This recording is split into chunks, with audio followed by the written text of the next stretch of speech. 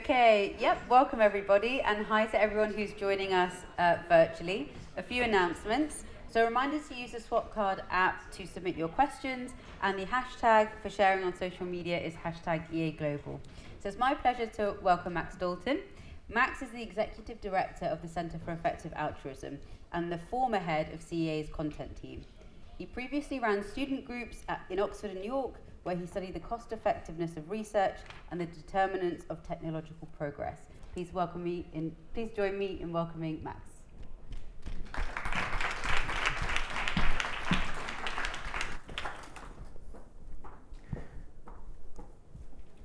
So I'd like to start by asking you to imagine your dream colleague, someone who has a bunch of skills which you don't currently have on your team, on your organization, someone who can do vital work that you can't currently do.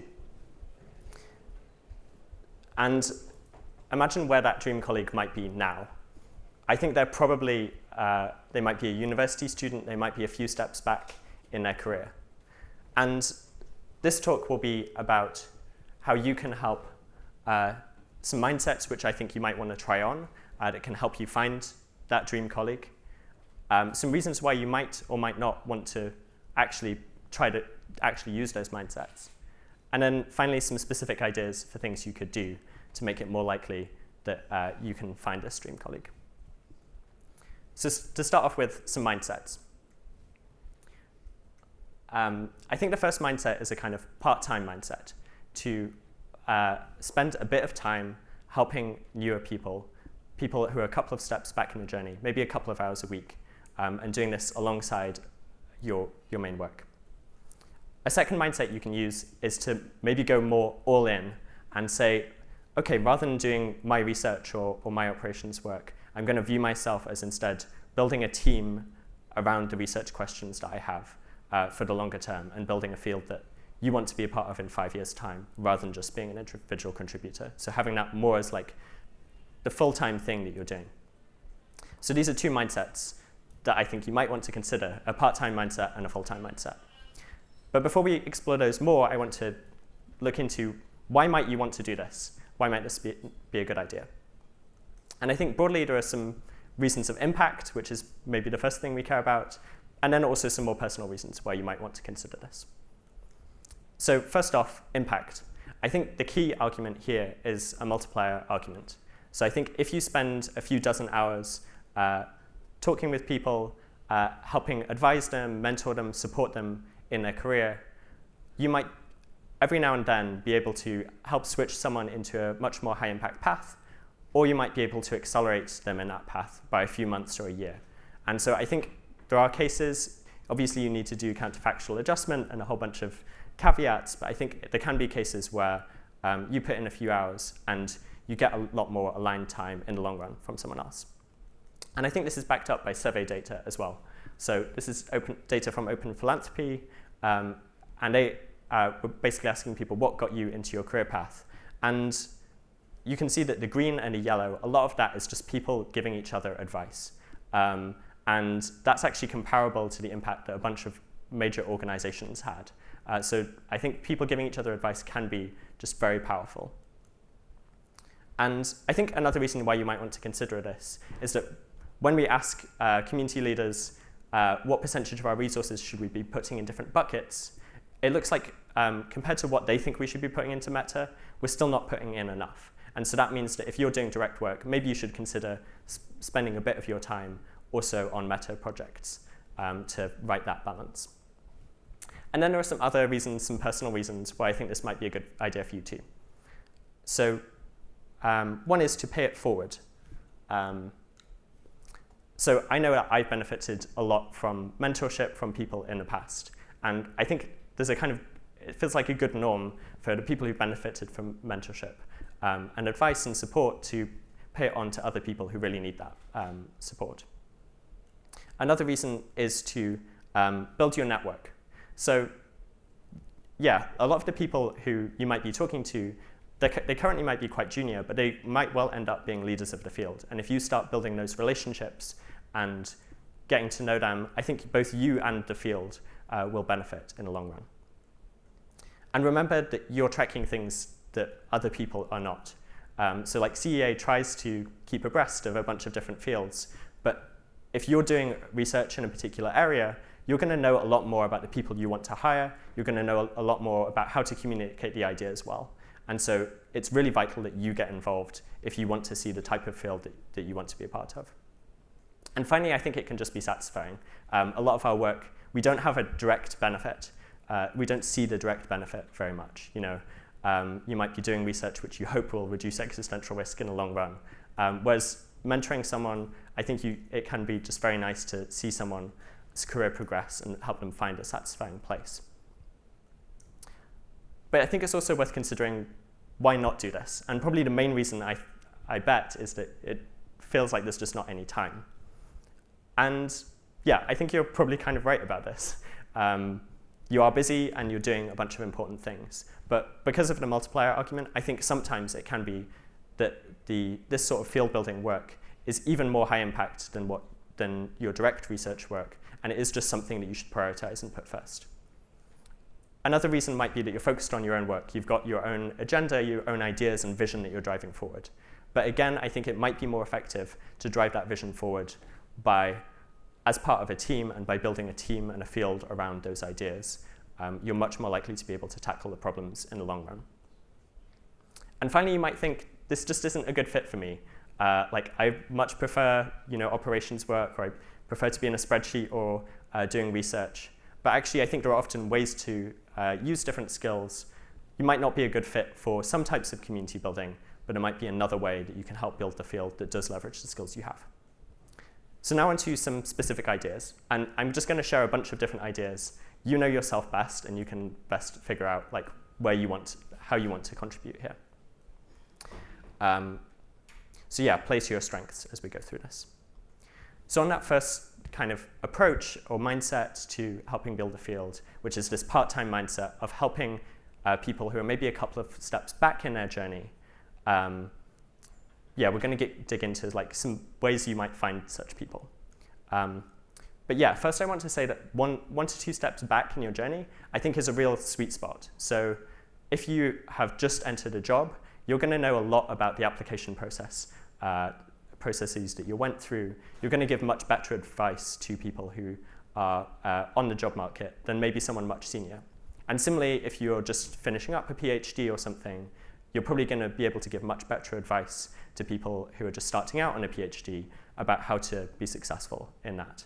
So I think this means often that even quite junior people, even if you're just starting out on your career, you might still be able to offer a lot of really useful advice to people who are 1 to 2 steps back. You don't need to be senior or an expert to be helpful to other people. And so the key thing here is really it's about meeting your people, meeting people who are 1 to 2 steps back, offering advice, offering support, kind of listening to what they're thinking through. And maybe for some of those, if it's a good fit, it ends up being a long-term mentorship relationship. And I imagine that a lot of you might have been doing this or receiving a lot of this at EA Global. So that's one great place that you can do this. I think the next best place to do this is to visit a local group. So there are loads of amazing, as I said, a lot of your future dream colleagues are probably going to be in university groups right now. And I think it's possible to go and visit these groups, to get to know these people who could be really important colleagues in the future, and to share some of the cutting edge ideas with them, share some advice, and then you benefit from this broader network that will be useful in the future. So consider trying to find a group near you or a group you have connections to and arranging a time to visit. Another thing you can do similarly is facilitate a virtual program. So you can sign up on the website, and this is basically to lead 8 discussion groups with a bunch of people who are new to EA and keen to learn more. So that's a bunch of ways in which you can spend a small amount of your time meeting people who are a couple of steps back and helping them on their journey. But I want to also talk about this more full-time mindset of, rather than being an individual contributor, I'm going to see the main part of my role as building a field around this work that I'm really passionate about and that I know a lot about. And I think this can be a really useful model. So here's an example. I think one of the most useful things you can do is kind of mentor and supervise people. And so when I was an undergrad, I got a lot of really useful mentorship from Owen Cotton Barrett, who helped me kind of think through a bunch of research skills and reflect on my own thinking and mistakes. And Owen did this with me, and he did this with some other people, and he realized, oh, actually, I'm pretty good at this, and it's very useful. And so he set up the Research Scholars Program, which is trying to find, hire, and mentor these people long term. So this is just an example. I think other things might be like internships or other kind of junior research programs or things like that. But I think generally, like, trying to spend time mentoring and supervising people and doing that as a major part of your work can be really very high impact. If instead you've got some ideas that you really want people to explore more, or there are people who you want to encourage conversations between different groups of people, I also would encourage you to run retreats on topics you're interested in, like research topics, or to try and get more people into a field. I think this can be as simple as renting an Airbnb and getting takeaway. So it doesn't have to be incredibly logistically complicated, but it can really spark a bunch of interesting conversations and help more people get involved. And then finally, you can, it's not all about kind of events and talking with people. If you prefer writing, I think it can be very useful to write up advice and share that more widely, perhaps on the forum or on Less Wrong. So an example of this recently is Michael Aird wrote up some advice on what he would tell someone who wants to apply to EA funds. And that probably took a couple of hours of Michael's time, but it can be read by hundreds or even thousands of people and hopefully help them with that process. So if you don't like meeting people so much, consider writing instead. And can even consider writing textbooks. So I think an interesting edge case here is, like, probably most people, you might think of The Precipice as mostly a book that's a research book, and it is in a way. Like, there's a bunch of original research in there and careful thought. But it's also a book that's designed to help people get familiar with these concepts, help make it easier to share them more widely. And so I think this is an example where there's a bit of a blurry line between what's meta work and what's object level research work. And I think work at that intersection can often be really useful. So to summarize, I think there's a lot of I think it can be useful for people who are doing direct work, particularly research, to think about how can you spend more of your time getting more people into the field. And kind of via these two mindsets. One is to spend a little bit of your time mentoring people who are a couple of steps back in their journey and sharing your advice. And the second is to go more all in, where you think, rather than being an individual contributor, my main goal will be to build a field around a set of ideas or a piece of work that I'm excited about. So what are some things that you could do today? First off, I think you could meet people. Probably you're exhausted of meeting people by now, but I'd particularly encourage you to try and reach out to those people who are like a couple of steps back in their journey, see if you can help them. And especially amongst that group, I'd really encourage you to talk to more group organizers. There are loads of group organizers doing incredible work, and I think a lot of the organizers and also the people in their groups will be the people that you're recruiting in a couple of years' time as the fields grow. And so maybe there's a group you can visit that's nearby you. See if you could set that up in the next few hours. So, and more broadly, what I think I want to leave you with is thinking about this dream colleague, the colleague who has the skills you need, who will do the work that no one else is doing right now, and think about where they are, keep looking out for them over the next few months, and think about how you could use a bit of your time over the next few months to find them and help them. Thank you.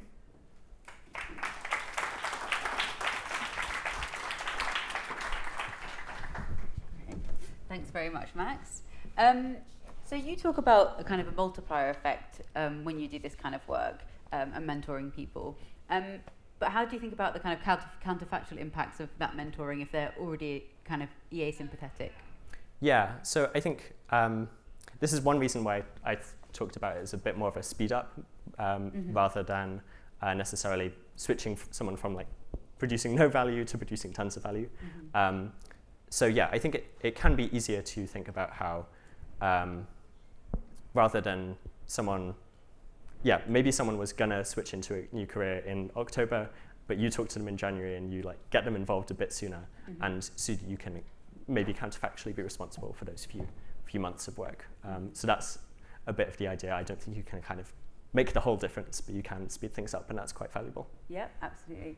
And then when people are considering whether to do this kind of work, like part-time or full-time, what are the main considerations you think they should think through? Yeah, so I think the second mindset is in a way quite similar to a kind of management skill set. In a way, you might think of it as pretty similar to like looking out for people to hire and mentor and coach. And so I think if you enjoyed that skill set, then the second thing is a pretty good option. And similarly, if you really enjoy writing, I think that's more the kind of second, the building a field route. And if neither of those things is kind of your favorite thing, maybe I'd then think about doing it more part-time, as like spending a bit of time giving advice and sharing context instead. Can you say a bit more about what you mean when you say kind of a manager skill set? Yeah, it's probably a bit hard to fully unpick, but maybe particularly like if you enjoy talking with people about their work and helping think through like what are they stuck on, and work through problems like that might be one thing that's particularly useful in that context. Yeah. And I guess for your own experience, you spoke a bit about having Owen as mentor. Was he kind of the primary example of that? Did you have other mentors? Like, in what ways did they help you? Yeah. I feel like I've been very lucky to have kind of a series of mentors and people I've learned from over the years. I think probably my first mentors were like, I worked at a B&B and just like learning diligence and setting high standards and stuff in that context was really useful. And then Owen, and then I think more recently Nick Beckstead has also been very useful, like helping me learn to be a better manager as well. Yeah. And you talk about building the field that you want to see in 5 years' time. I guess for your field, like what do you see that as being, and what work are you doing to make it the field that you want to see? Yeah, I feel so excited about what kind of the Metaspace in general is how that's going at the moment. I think broadly what I hope in 30 years' time is that in 10 years' time is that the EA community is 30 times bigger. So I think there's just this massive growth that we're going to see in general. And then I think what that means for the Metaspace in particular is I think we need to scale up events like this and rethink them so that they then become, I think could in a few years' time be some of the biggest conferences that exist. Could be like more like Comic-Con than just a small event like this. And another thing that I'm particularly excited about is the growing presence on universities. And so one thing that I'm really excited about, which I think Joan is going to talk about soon, is the Campus Specialist Program, which is one thing investment we're making in this to provide it's a bit like Teach for America or Teach First, provide a program of 2 years employment and training and support for people who've just graduated to try out organizing on their campus. And I think that's a great way to test out a bunch of different roles in the Metaspace, and then maybe to find another, maybe if you enjoy event organizing on your campus, you can then go on and do event organizing as a career in the Metaspace, for instance. So I'm very excited about that. I mean, I'm really excited about that. So I did Teach First out of university, and I think it's I think it was a really impressive way to make something that typically people wouldn't necessarily go into, and it made an entire profession kind of exciting for young people and prestigious. So that's really cool. So how much time do you personally spend mentoring people outside of CEA in a given week or month? And how much time do you think someone should spend on it? Obviously, it depends on the person, but... Yeah, I think I probably actually still don't spend as much as I should. Probably, so in a given month, maybe I spend 3 or 4 hours total, but I think I'd be open to spending more. I'm kind of... Yeah, and I think I'm kind of on the lookout for people who I could do that more with. I think maybe 1 to 2 hours a week might be a good level, but I do think it just varies a lot by person. Yeah. And how do you think, how would one know that they're far enough along in their EA journey to start mentoring? Because I guess you don't want to mentor if you're not kind of grounded enough in the basics, or you don't really understand the concepts yet. Yeah, so I think this is where the idea of looking 1 to 2 steps back is how I think about this. So even, probably if you've just heard about EA, maybe you could even begin sharing that with friends who haven't heard about EA yet. And if you've gone through, if you've done a lot of reading on EA already, you think you're familiar with the core concepts, probably you're then able to begin teaching people some of the core concepts a little bit more. So that's kind of how I think about it, and I think it can, it can start early, but obviously you should also know your limitations. So don't if you've learnt the basics of EA, don't begin being very confident about what people should do in the long term. So I think obviously, know your limitations as well, but I think you can begin being useful to people earlier than some people think. Great. And which programs are you most excited about in terms of facilitating mentorship? Is that what Joan's going to touch on, or? So I think groups is in a way a form of this mentorship kind of early on, where people have learnt a fair amount about EA and then keen to share that with other people on campuses. And then I think that's actually the main purpose of EA Global, is bringing people together who are at different stages and helping share knowledge and context between them. So that's the main thing we're trying to do with EA Global, and I'm really excited to keep trying to expand that and scale it up. I've been hugely impressed with people you meet that have gone through the EA Introductory Fellowship. Firstly, the caliber of people it brings in, and then what they learn. What are kind of some success stories you've heard from the fellowship? Yeah, so I think we've already had a billionaire go through the fellowship, or something quite surprising.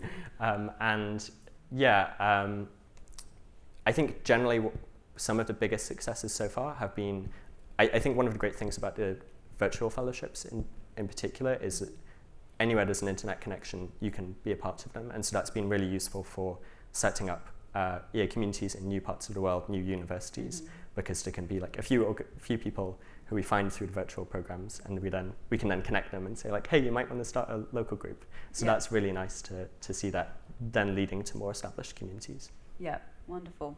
And to wrap up, what's one thing you'd like the audience to sort of take away from this talk? One message, one action? Yeah, I think probably the key thing is to look for people who are a couple of steps back in their journey.